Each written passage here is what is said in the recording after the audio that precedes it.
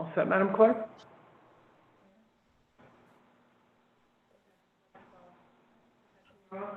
Okay. Good evening, everybody. My name is John Igliozzi. I'm the chairman of the Providence City Council Committee on Finance. It's Tuesday, March 30th, 2021, and this is the City Council Committee of Finance public hearing. We're going to call this public hearing open. I'm going to have Madam Clerk read the item into the record, please. Madam Clerk? No. Madam Clerk? An ordinance amending Chapter 21, Revenue and Finance of the Providence Code of Ordinance to add Article 17, the Providence Tax Stabilization Investment Act. Thank you, Madam Clerk. Let the record reflect that Vice Chair Ryan present, Councilman Castillo present, Councilman Taylor present. We have Ken Cheverini from the City Solicitor's Office. Of course, we have Councilwoman Miller present also, and Council President Matos and Deputy Majority Leader Harris present. Thank you very much. With that, Madam Clerk, we're going to begin this evening with the testimony, so everybody understands how this works. I will ask you to call your name. The clerk will then make you a panelist, and then you'll be able to state your name, your address, and then you can explain whether you're for or against this proposed new ordinance. You'll have 2 minutes, and as we move along, I'll let you know when your time's expired, and then we move on to the next person. I ask everybody to be respectful of each other, and as we move forward in this process. Also, let the record reflect that Councilwoman Anthony is present. So noted. With that, the first first person would be former Mayor Joseph Paolino.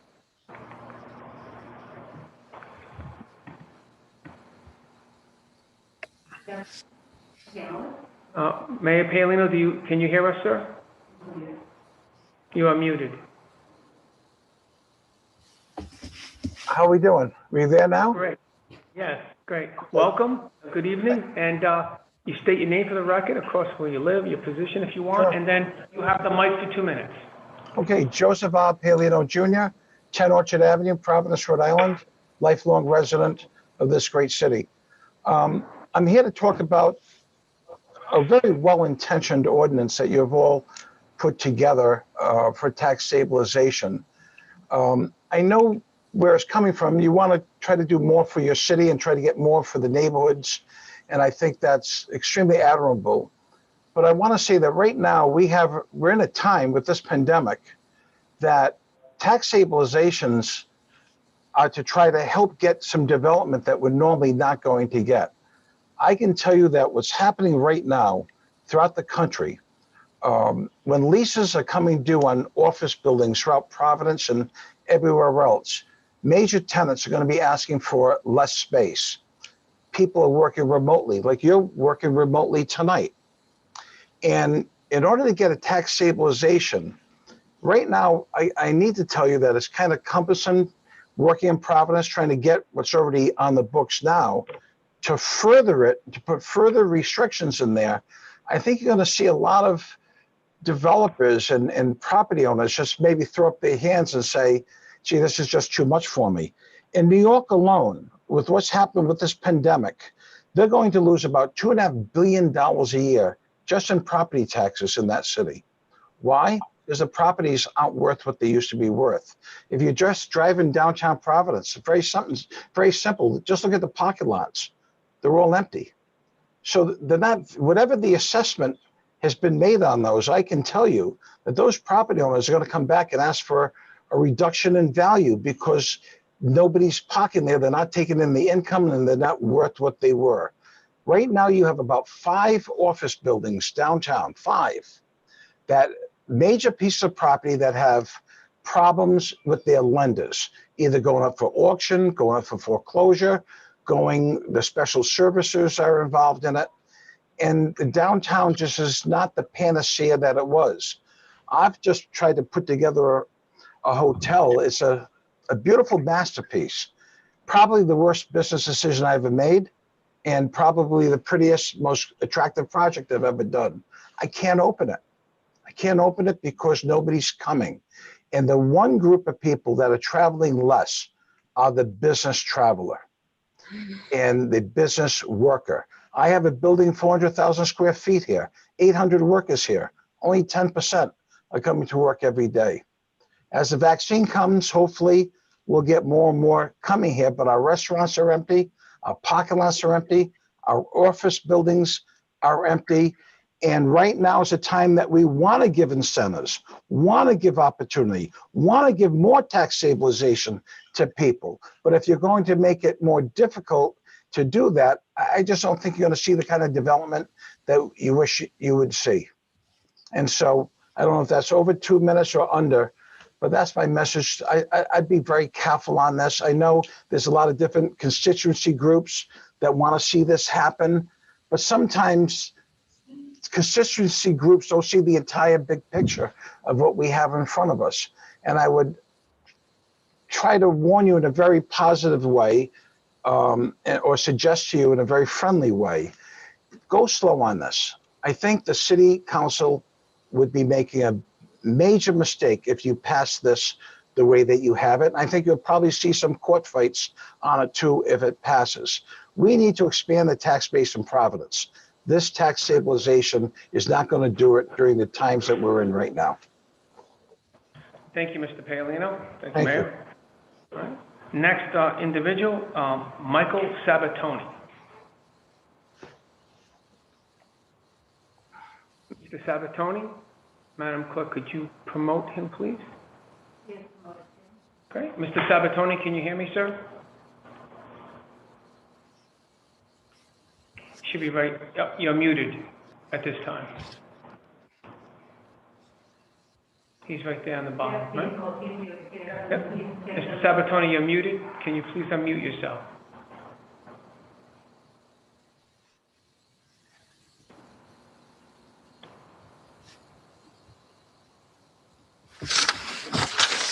Sabatoni. Hey, can you hear us, sir?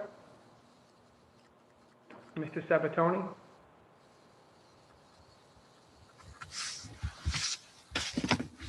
There we go, I think. Okay. Can you hear me now? Now we can hear you. Great. Welcome.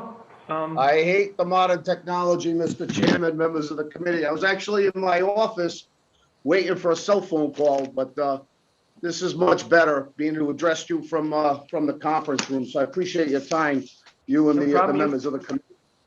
Just please state your name and, where you're from, your address, and then you have 2 minutes. You have the mic, sir. Thank you, sir. So Michael Sabatoni, President of the Rhode Island Building and Construction Trades Council, Business Manager, Rhode Island Laborers District Council, Building Trade Council, 10,000 members, 16 trade unions in and around the state of Rhode Island, District Council, another 10,000 members, 7 local unions, both public and private, and we're here to support the revisions to the tax stabilization agreements. I don't need to get too much into the weeds on it because, quite frankly, the weeds are extremely high on the practices that have happened on these tax stabilization agreements.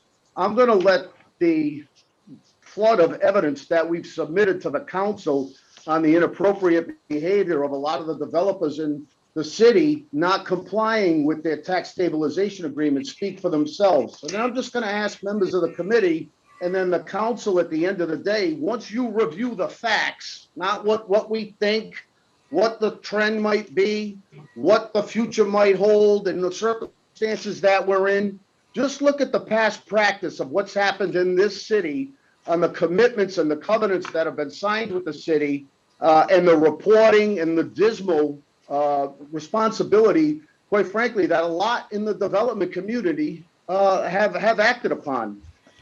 You can get into, and I'll just read you a quick number, between 2017, 2019, all the way up to your most recent January of this year report to the council, 50-something tax stabilization agreements and a report submitted to you, and not one of them had, and every single project said minority business hiring and participation was still under review. Some of these projects are 10, 12 years old, and we're still reviewing whether they complied or not.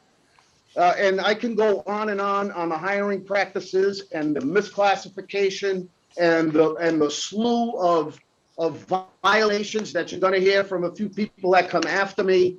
And again, I'm just going to let these facts speak for themselves. This policies change did not just come out of thin air. We've worked on this for years.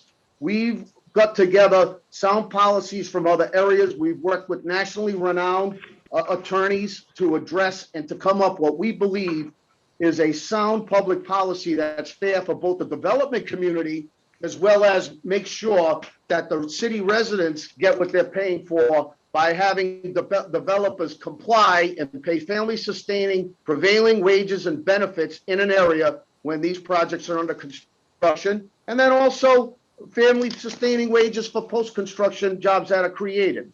Now, we know what we're talking about. Just quickly, through our programs, it's not just about jobs, it's about careers. Since the inception of our Building Futures program, by the way, which was adopted by the city of Providence back in 2007, we've had 185 people that have been trained through Building Futures. We've had 167 placed into building trade registered apprenticeship. And to date, we've got over 80 that have become journey persons that are working all over the state of Rhode Island when it's done correctly, not just a job with a zip code or on a particular project, but using these projects as catalysts, registered apprenticeship, prevailing rate, pre-apprenticeship to get Providence city residents into the construction industry the correct way, and then off they are into a construction career. There's a lot of information in front of you. I don't see how anyone, any councilman or woman can go through this information and don't come to the conclusion that we need reform and we need it now. And again, we've been working on this for a long time. So I'll let the facts speak for themselves, and I'd be glad to answer any information. And I appreciate the 14 sponsors of the city council that have submitted this legislation, and we're excited about it. And I hope the rest of the council is too. And with that, I'll be glad to answer any questions. Thank you, Mr. Sabatoni. The next speaker would be Sam Budway. Mr. Budway, you have been promoted, sir. Please unmute yourself, identify yourself and your position, and then you'll have 2 minutes. Thank you, Mr. Chairman. Samuel Budway, counsel to the Office of the City Solicitor. Mr. Chairman, here I'm speaking on behalf of the Solicitor's Office on the legislation as a whole, and be happy to answer any questions the council may have at the next meeting. Mr. Chairman, committee members, as is with all pieces of legislation that comes before this deliberative body, the Solicitor's Office has been asked to review the document and to opine as to any of the terms and provisions contained therein. As I sit here before you, a overwhelming majority, if not 99% of those provisions that are included in this are either pre-existing provisions which have existed in the tax stabilization ordinance schema to date since the creation of tax stabilization agreements, or the provisions that are in there are germane reform, which allows the municipality to have more teeth in the provisions and the terms of the actual agreements that stem from this ordinance. The only two provisions throughout the entire document that give pause for concern are in fact sections 6M and 6N. Those being the requirements for increased prevailing wage, both in construction and non-construction jobs. The cause for concern, Mr. Chairman and committee members, is that the requirements for prevailing wage may in fact provide that this ordinance, if passed as is, could lead itself to preemptive challenges under both under federal law, under the National Labor Relations Act. The requirements are not minimum wage, but prevailing wage, and its presence may in fact constitute at least the basis for some type of preemptive challenge under federal law. While the situation is not certain, this does create a potential legal liability, which may in fact leave this piece of legislation, this ordinance, open to such an attack.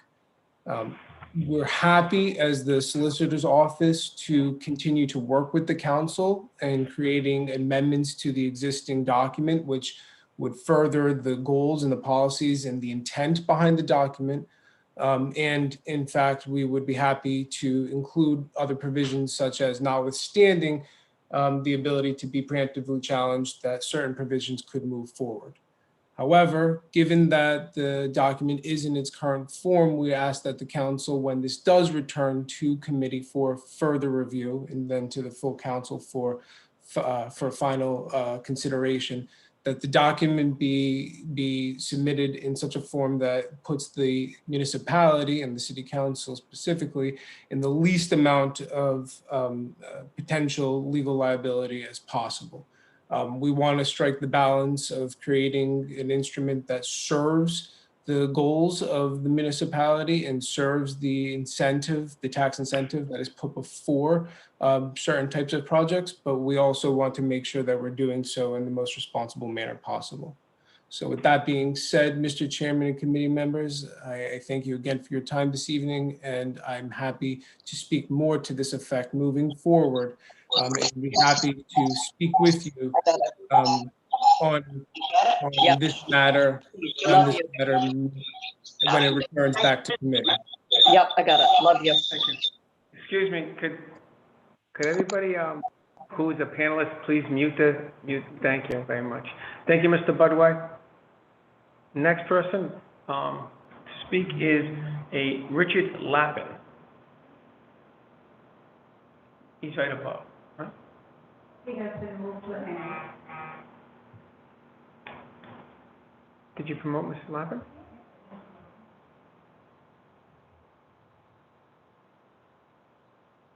Mr. Lapin, can you hear us, sir?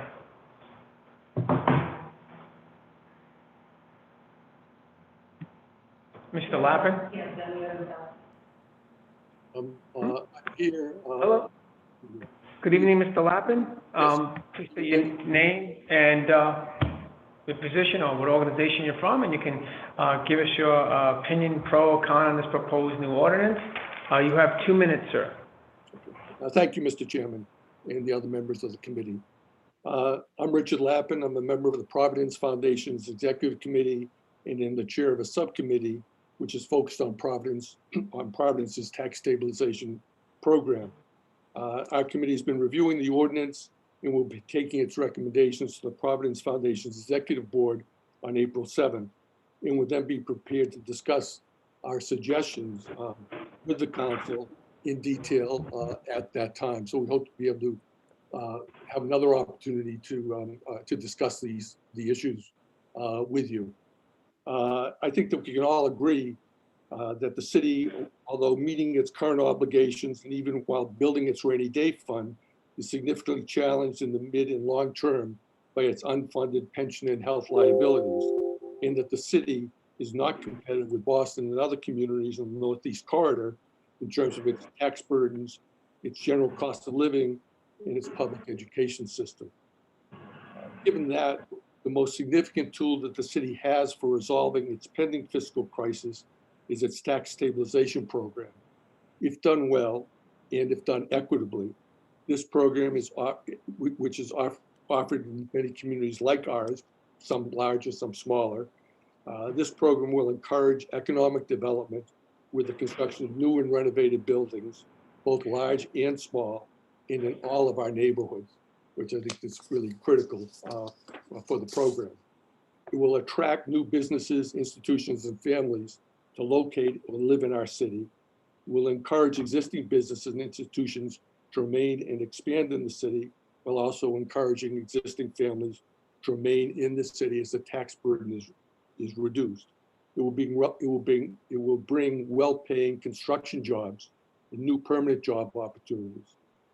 And from the city's fiscal perspective, it will increase its tax base and its tax revenues, so the city will be able to begin to address its pending fiscal crisis and to begin addressing the tax burden, which we all know is a drag on our economy. The current program, rightly so, establishes that the taxes paid in the first project year must never be less than what the property is currently paying, and then the taxes will increase over time. A recent report from the city controller found that TSAs, the tax stabilization agreements that are already in place, will create over $450 million in new revenue by 2040. And by making the program stronger, we'll even be able to do much, much more than that. The Providence Foundation believes that the existing tax stabilization program, which has already brought additional development to the city, which would not have been economically viable without it. But nonetheless, Providence has not had the amount of new development and construction that has been undertaken in Boston and in many other communities. Our tax stabilization program can be much more powerful while still being equitable if it recognizes that this program should be primarily an economic development tool that will create growth and new jobs in all of our neighborhoods, and it will benefit the community many times over. If it addresses issues of transparency, predictability, and the administration and approval processes that result in expeditious action for projects which meet all of the criteria set by the council and the mayor, in which former Mayor Paolino was mentioning earlier in terms of the way that developers look at, do we really want to work in this city? Also, if it does not increase the cost of development, which only takes away from the efforts that the city is trying to do to become more competitive. And finally, if it holds contractors and developers accountable for what their promises have been over time. We agree and we feel very strongly with Mr. Sabatini that that developers and contractors and other folks who participate in the program should be held accountable. And that's really it. We look forward to continuing to work and partnering with you to create a powerful program which will be equitable and will be an economic driver for the benefit of Providence and its residents, property owners, developers, colleges, institutions. And I thank you for your time. We look forward to working with you as a full partner. Thank you, sir. Thank you. Next individual, we have Enrique Sanchez. Please promote Mr. Sanchez. There's two of them.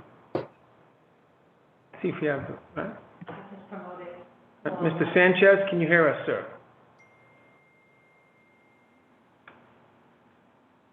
Mr. Sanchez?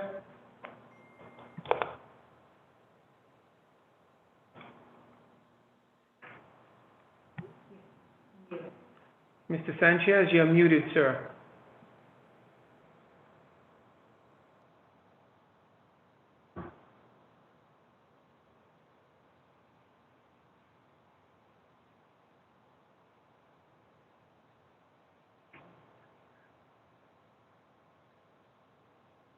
Oh, okay.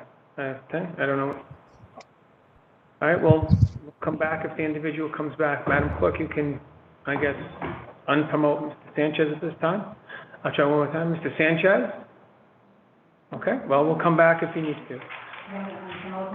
Yeah, unpromote him at this time, and then I'll call back again. I'll try one more time, all right? Let's do one thing at a time. Thank you. Next, we have Nick Freeman.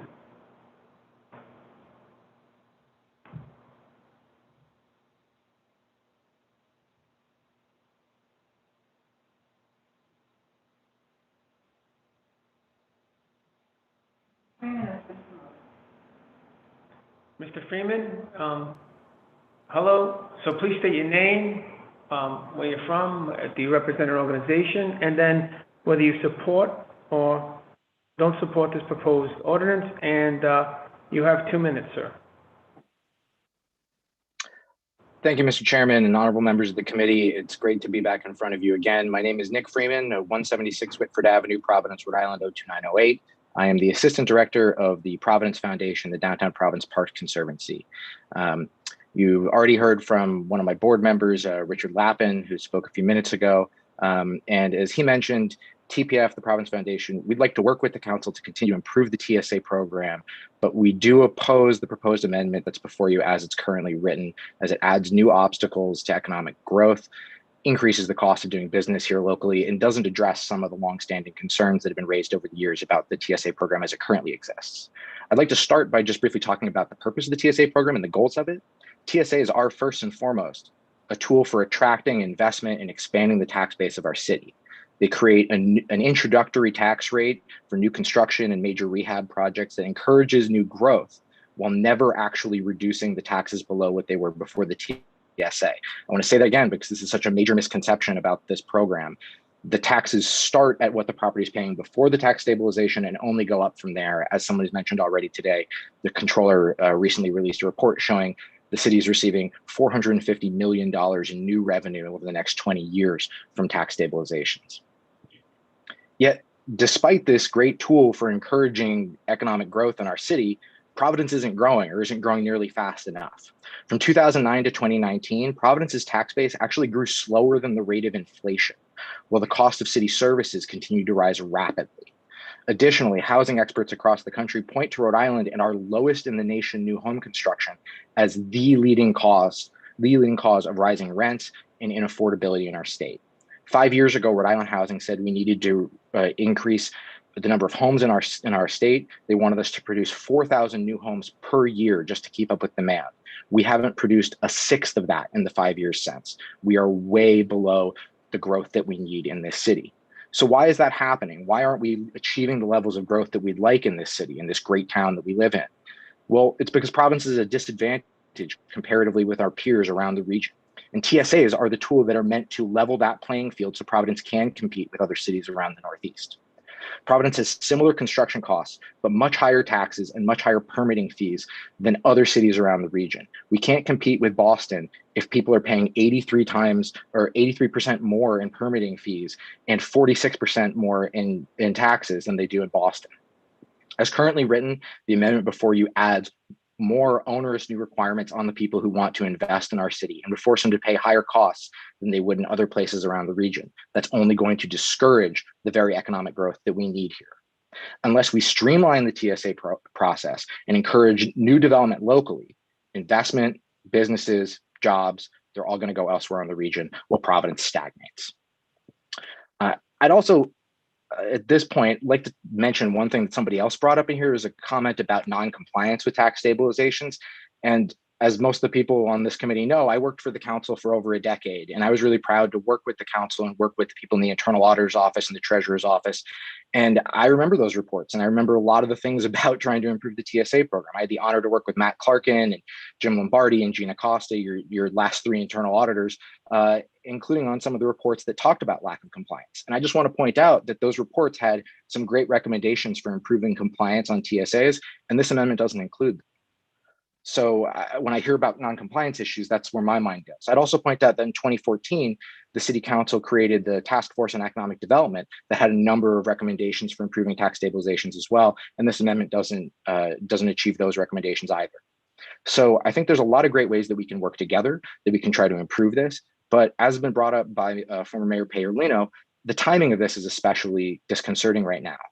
As we as a city are trying to reemerge from the COVID pandemic, we need to be seeking out new ways to create economic growth, to do things more easily in Providence, to make it easier for people to invest and bring jobs here to our city so that things can be equitable for the entire community.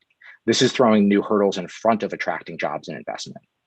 So while we cannot support the amendment as it's currently written, TPF would love to work with the council more closely and collaboratively to come up with new ways to promote Providence, make the TSA program equitable for all, and create the kind of vibrant economy and thriving community we all know is possible here in Providence. Thank you so much for your time and consideration. Thank you, Mr. Freeman, and welcome to, and glad to hear from you again. Chairman, the next person that I have on the list is number 10, Benjamin. I'm sorry. No, just kind of do a piece of paper. Because it makes it too difficult. I'll forget. I need to, I have enough. The next person is Anthony Marcelo, and then you can give me the next person you want. Okay? They're not. All right, let me call them.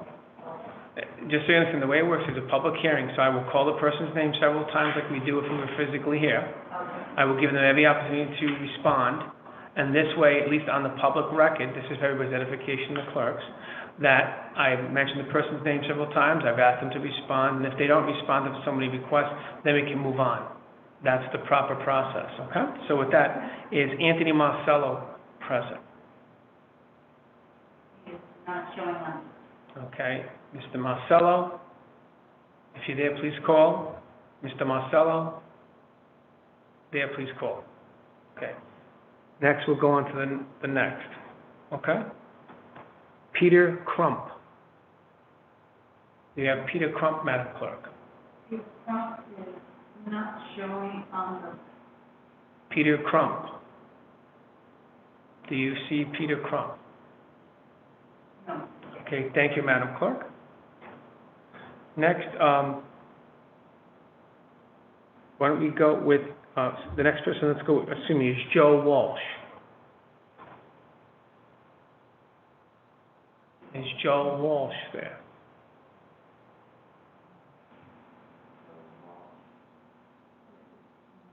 Yep. Right there? Right up there? Yep. JW, second from the top. Mr. Walsh, you're going to be promoted as panelist. Good evening, Mr. Walsh. Please unmute yourself. You can state your name, your address, or whatever, and also what your any organization you're affiliated with, and you can tell us if you're for or against this proposed ordinance. Mr. Walsh, you have 2 minutes, sir.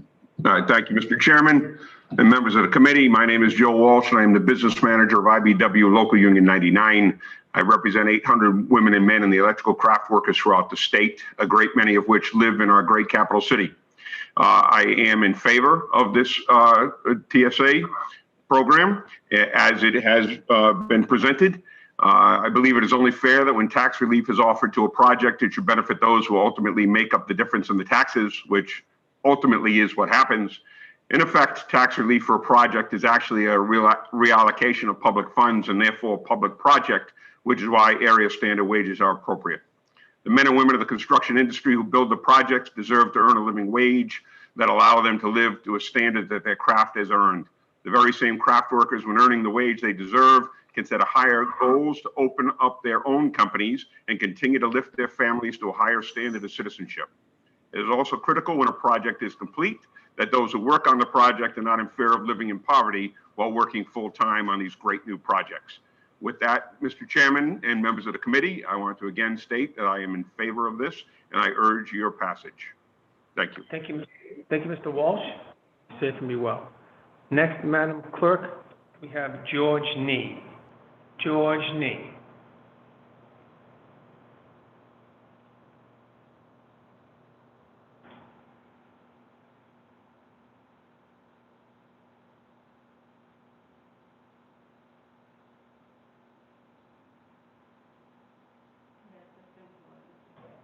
Mr. Nee, can you hear us, sir?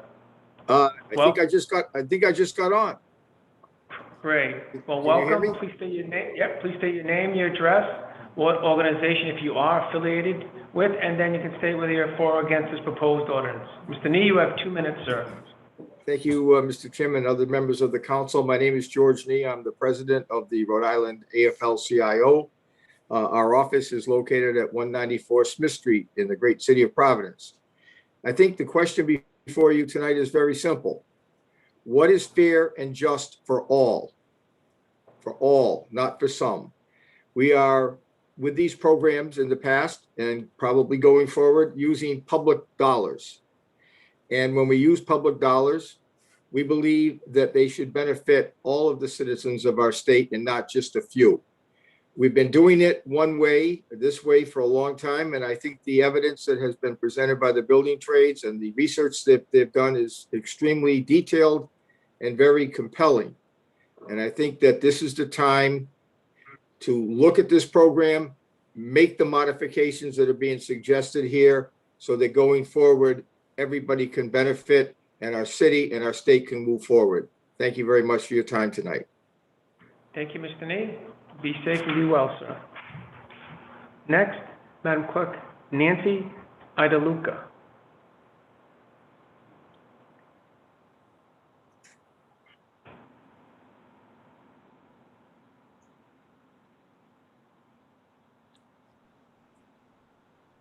Mr. Chairman, she have a trouble to connect with that public hearing. She called me right now. Can you let her for later?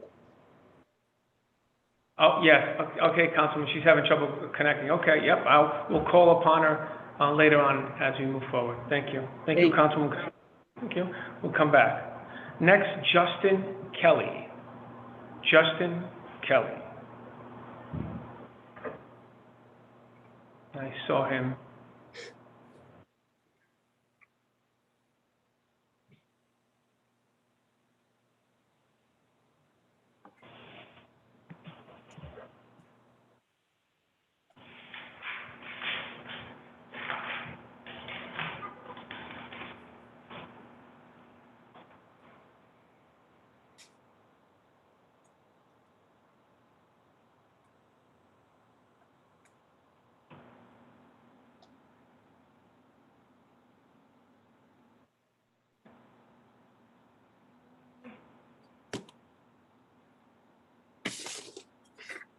Right there. Okay. Yep. You have it. Mr. Kelly? If you can hear me, thank you. Welcome. Yes, sir. Welcome. State your name, your address, what organization you're affiliated with. You can say if you're for or against this proposal, and you have 2 minutes, sir. Thank you, sir. Much appreciated, Chairman Igliozzi.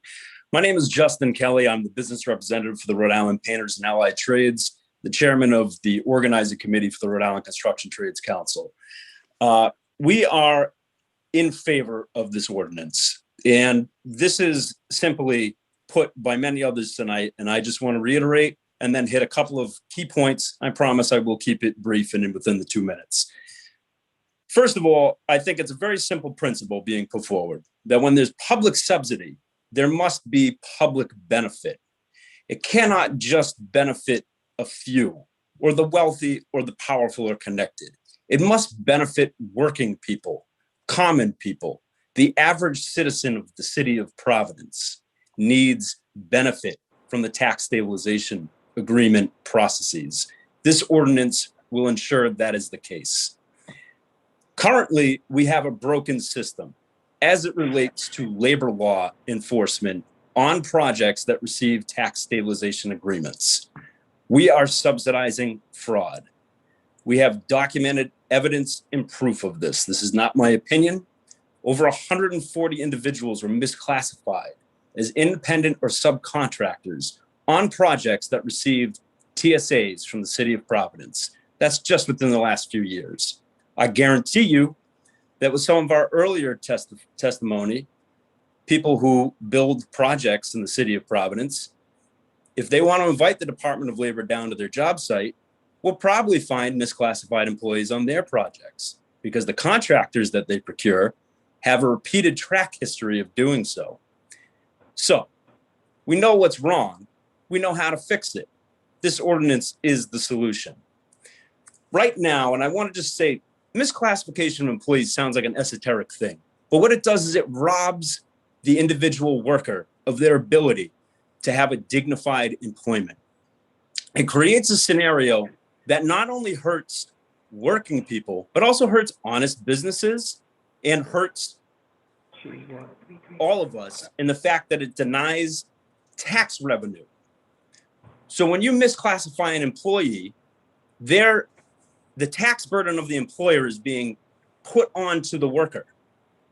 It's a 1099 or cash work oftentimes. And let me tell you, as somebody who's 1099'd in the field, working with a paintbrush, oftentimes the people don't have the wherewithal to pay the taxes because they didn't know they were going to be charged the taxes. So this is a situation where we can move forward in a way that will help everybody. Because funding economic development at the expense of working people is not sound economic policy. Let me repeat that. Funding economic development on the backs of exploited workers is not sound policy. Sound policy means that all working people get a chance and an opportunity, and that's all we're asking here. We're not asking for anything that we don't earn. We never ask for anything we don't earn. We're only asking for our work to be respected, to have safe conditions on job sites. I've walked on job sites that receive tax stabilization agreements where sandblasting is pushing lead dust, cadmium, and other heavy metals from a mill being renovated out into the street, where poor people in the neighborhood breathe it in, where the workers who are untrained breathe it in and suffer. Walked on 725 Branch Avenue, a project that is receiving a tax stabilization agreement. There's open holes throughout the floors. We sent assault in to work for a company sandblasting. They paid the man cash off the books. They brought him out to another job site, sandblasted a car in the woods with no PPE, no protection. I could go on, but it's documented. It's there. The proof is there. There's a problem. We're asking you to embrace the solution. We anticipated, sadly, the city solicitor's office, although they previously had told us that this was probably not going to have legal challenge and would have no issues. We anticipated that they would then come up with a problem at the last minute. And we have a legal brief from a DC law firm, reputable law firm, O'Donoghue and O'Donoghue, that shows that this is sound policy and will hold up the court challenge. So please, we ask you to support this ordinance. Thank you for your time, Mr. Chairman and members of the committee. We urge passage. Thank you, Mr. Kelly. Thank you, sir. Be sure to be well. You as well. I think we're back to Nancy Idaluca. Madam Clerk, do you have her number? Great. Mr. Idaluca, I guess you have to promote her first, right? No, just allow her to talk, right? There you go. Ms. Idaluca, are you there? Chairman Igliozzi, can you hear me? Yes. Yes, we can. So welcome. Please state your name for the record, your address, and what organization you're affiliated with, if you are, and also if you're for or against this. You have 2 minutes, please. Thank you, Chairman Igliozzi. My name is Nancy Idaluca. I'm the Rhode Island Director for Unite Here Local 26. Our business address is 172 Longfellow Street in Providence, and I proudly represent many hospitality workers in the great city of Providence. I am totally for the tax stabilization reform that's before you. It at last is a tax stabilization agreement that actually benefits everyone that is a part of the project. For far too long, the Providence TSA has only benefited the developer. In the past, there has been no effective oversight when it comes to compliance of TSA rules and regulations once the money has been handed out. I believe going forward, with these new reforms in place, those major loopholes and non-compliance issues will be closed, that will be addressed. This TSA reform is all about balance. That's the key. That's what makes it a win-win. We all want Providence to thrive with vibrant business. We all want the men and women who make these projects happen with their labor and their passion, both pre-construction and post-construction, to be taken into account. We cannot condone poverty wages, unsafe working conditions, wage theft, or any other unseemly business practice. What we want are partners, developers, and businesses that appreciate human capital as much as financial capital. We have the opportunity right now to say to the people of Providence, we are with you. We are protecting your tax dollars. We are choosing balance and equity over greed and avarice. By voting to pass a TSA reform that you have in your hands, you send a resounding message to the constituents of the city of Providence that they deserve nothing but the best. Thank you. I appreciate your time this evening. Thank you, Ms. Idaluca. Be safe and be well. Next, Dennis Hogan.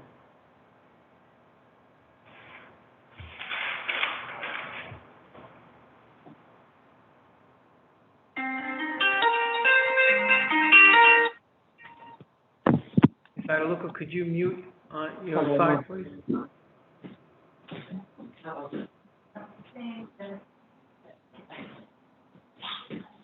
Madam Clerk, Lovely. Idaluca. Take your time. Thank you.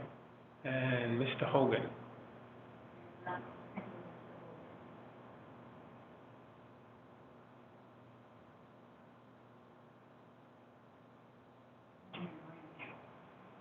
Mr. Hogan, are you there? Okay, we'll move on and we'll see if he comes back, okay? Benjamin Branch.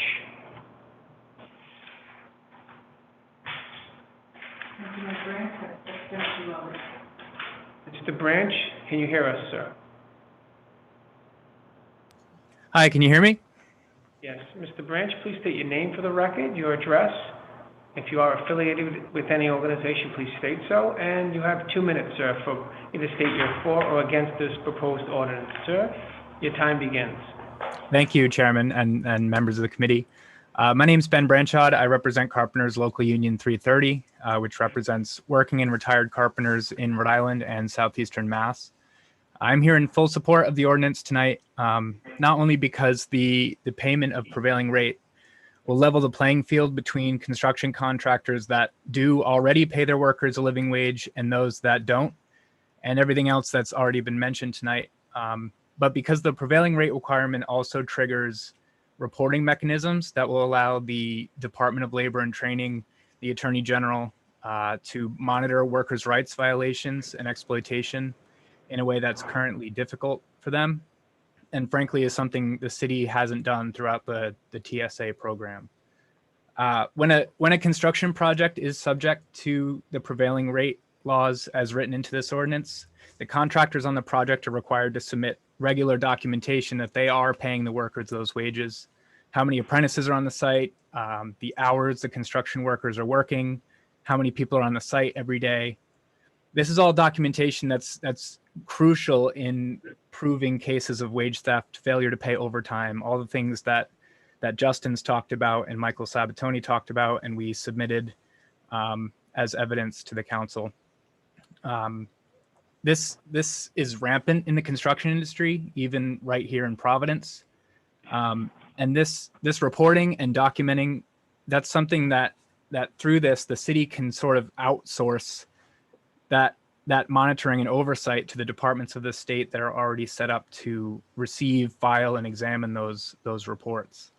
I was also here in 2014 when this city council, which includes many of the same councilors that are here today, was set to put an increased minimum wage referendum on the ballot, only to be thwarted by the General Assembly when they rushed in the preemption clause to stop the city from doing it. So I know many of the councilors here today are committed and invested in making sure that workers in the city make a living wage, from union and non-union construction workers to hotel workers to grocery store workers and other employees that have been essential to us during this pandemic. And this ordinance would ensure that. I disagree strongly with the suggestion that the pandemic has created conditions that weaken the need for this ordinance, but have actually strengthened the need for it. I also tend to believe that argument is made in bad faith, as I'm sure the people making that argument would have made the same argument whether there was a pandemic or not. This, first and foremost, is a standardization of the TSA process, which in a world where every developer gets a different TSA with different terms is definitely a welcome change. So thank you for your time tonight. I hope this can be heard by the full city council in the coming weeks. Thank you, sir. Be well and be safe. You too. Next, Madam Clerk, Ernesto Bello.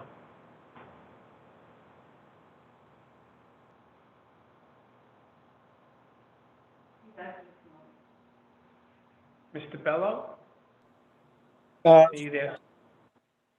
Good evening. Mr. Bello, good evening. Please state your name for the record, your address, any organization that you are affiliated with, and if you are for or against this proposed ordinance. Sir, you have 2 minutes. Your time begins. My name is Ernesto Bello. I work for North Atlantic State Council of Carpenters. I work in the area of 330, Local 330, which we cover southeastern Massachusetts and Rhode Island.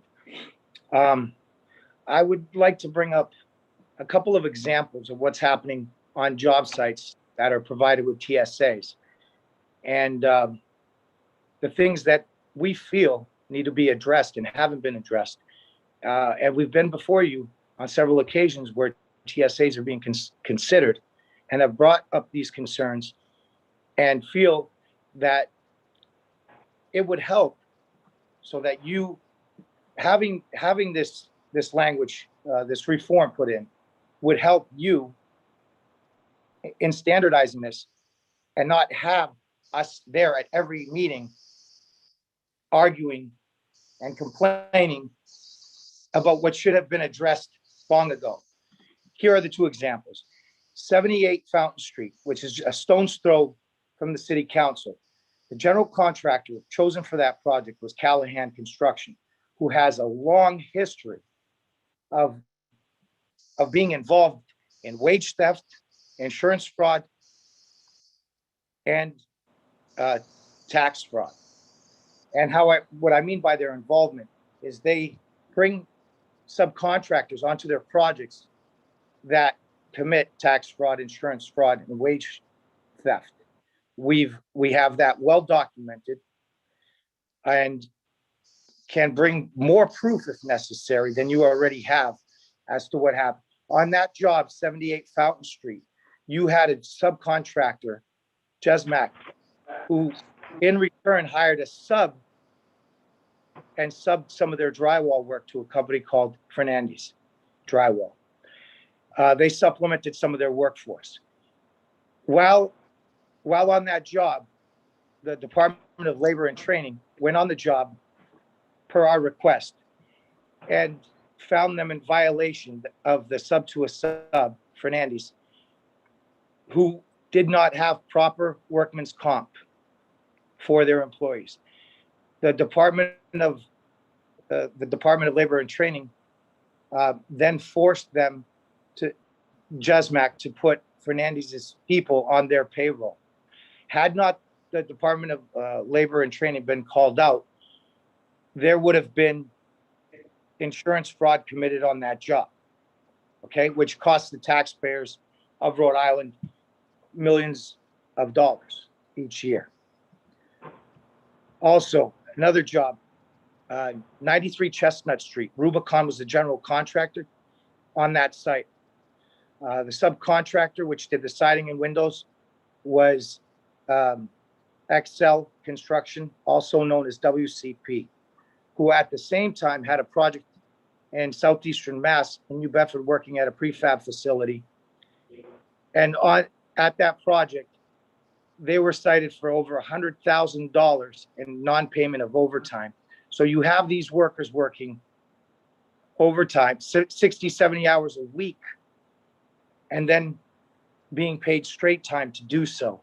That's wage theft. And also underreporting their earnings by some form of cash payment. And this occurs, this is only two examples. This occurs on job sites, on TSAs every day. You know, so if by having this certified payroll in place on whatever determination you come to, having this certified payroll in place allows us to identify the workers, allows there will be some accountability. Passing this TSA reform will deter companies like this from doing business in that manner in Providence. And I think that's important to both the community and the city council. Thank you very much. Thank you, Mr. Bello. Next, I see Dennis Hogan. Mr. Hogan, Madam Clerk, you can unpromote the former panelists. So this way we can keep the screen easy and manageable. Hello, can you see me? Can you hear me? 1 second, Mr. Hogan. 1 second. Thank you, Madam Clerk. Mr. Hogan, welcome, sir. Please state your name for the record, your address, any organization that you are affiliated with, and you can state whether you're for or against this proposed tax stabilization order. And you have 2 minutes, sir. All right, thank you very much. And apologies for missing the earlier call. I misunderstood the process, so I appreciate the council's taking my testimony now. My name is Dennis Hogan. I live at 479 Lloyd Avenue in Providence. Councilwoman Anthony is my councilwoman. Nice to see you, Councilwoman. And I am speaking in favor of the proposal. I don't want to repeat too much the points that have been made before, or take up the full 2 minutes of my time. I just want to say that I think it's very important that the city have an opportunity to standardize these TSAs which for a long time have been done one at a time in sort of a slipshod way, and enforcement has not been in any way consistent. I also wanted to draw attention to how important the provisions about wage proposals are in this ordinance, especially as it relates to workers who will be employed on the TSA bearing projects after construction is completed. You know, many of the workers who would be engaged in this kind of work have suffered tremendously, as you all know, have lost jobs, have been essential workers. They deserve fair wages. They deserve good paying jobs for honest work. And I think the council has a great opportunity to ensure that that happens here in Providence today. That's all I really wanted to say. I appreciate your time, and thanks very much. Thank you, Mr. Hogan. Be safe and be well. Next, Juan Huertas. Thank you, Madam Clerk. Juan Huertas. Huertas.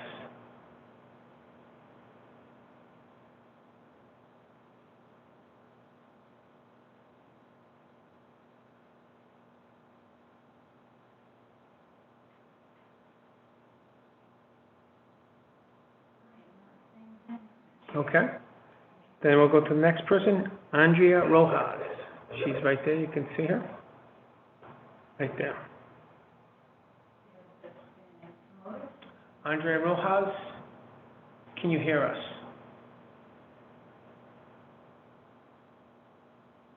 Andrea Rojas? You need to unmute yourself. There you go. You have, welcome. Please state your name for the record, your address, what organization that you are affiliated with, if you are, and then you can state whether you're for or against this proposed ordinance, and you have 2 minutes. Great, thank you. Thank you, Mr. Chairman and members of the Finance Committee. My name is Andrea Rojas. My address is 96 Roanoke Street in Providence's Mount Pleasant neighborhood. Councilwoman Ryan is my councilwoman. I'm with Rhode Island Working Families Party. I'm here in full support of reforming Providence's TSA. This program in Providence is designed to incentivize developers to build in the city, and we believe such incentives for development are only appropriate and effective when they provide good jobs for the city's working people. The Working Families Party supports our allies here on this call for stronger community benefits in return for the large 20-year tax breaks that the TSA program provides developers who choose to invest in Providence. What we'd like to see clearly addressed within the program are the wages of the construction workers and workers in the resulting buildings. When permanent jobs are created through the TSA program, they are frequently minimum wage jobs with no union protections. But it doesn't have to be this way. These investments shouldn't come at the expense of workers. We believe Providence workers deserve good jobs and livable wages, which this reform would guarantee. We shouldn't put taxpayer money into doing any sort of development unless it's also creating opportunities for workers and reinvesting into the city. We believe TSA recipients should be required to contribute a percentage of each year's tax break to the city's Affordable Housing Trust Fund, pay construction workers the area standard rate for all construction work, enforce that a percentage of construction workers be Providence residents and a percentage of construction workers be participants of a pre-apprenticeship program that serves low-income workers. And on a personal note, my father is a graduate of a pre-apprenticeship program, and I know that he and his colleagues enrolled and graduated from this program to better their own careers. And finally, we believe that the TSA recipients should be required to pay post-construction permanent workers a minimum of $15 per hour.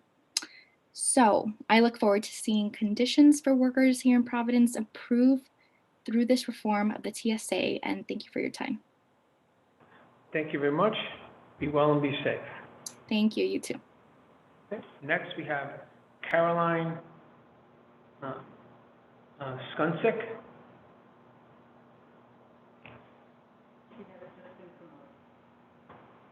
Carolyn Skunsick, you've been promoted. Please unmute yourself.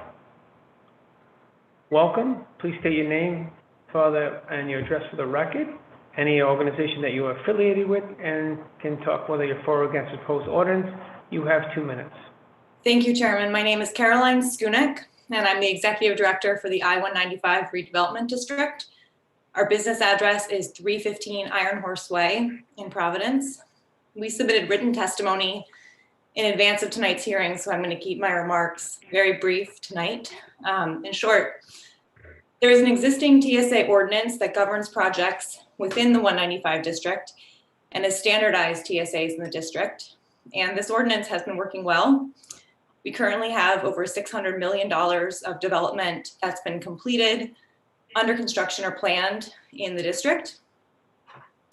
The proposed changes we feel will slow momentum in the district, and so we request that the City Council amend the proposed ordinance to allow the 195 district to continue to be governed under the existing ordinance. Thank you. Thank you very much for your time. Next, Madam Clerk, we have Robert Stotzman.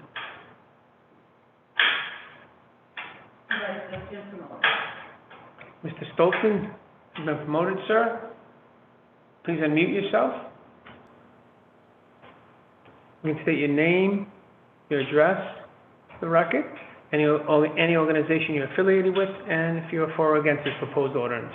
You have 2 minutes. Welcome, Mr. Stotzman. Thank you, Mr. Chairman and members of the committee. It's good to see all of you. I've had the chance to work with all of you that are at the hearing today, and Councilman Goncalves is my councilman, and I'm a block away from Councilwoman Anthony's, and I've worked with Majority Leader Ryan so much. So I appreciate all of you taking your time on this.